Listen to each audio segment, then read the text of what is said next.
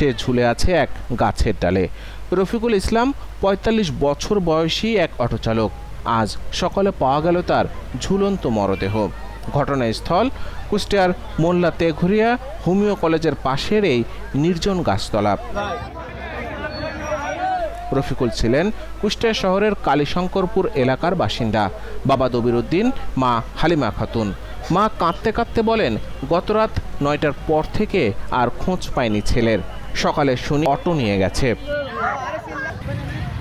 খবর পেয়ে ঘটনাস্থলে যায় কুষ্টিয়া মডেল থানা পুলিশ।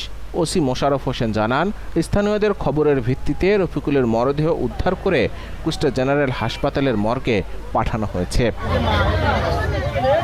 তদন্ত চলছে, কিন্তু শোকাহত মানুষ আর শান্ত থাকতে পারছে না।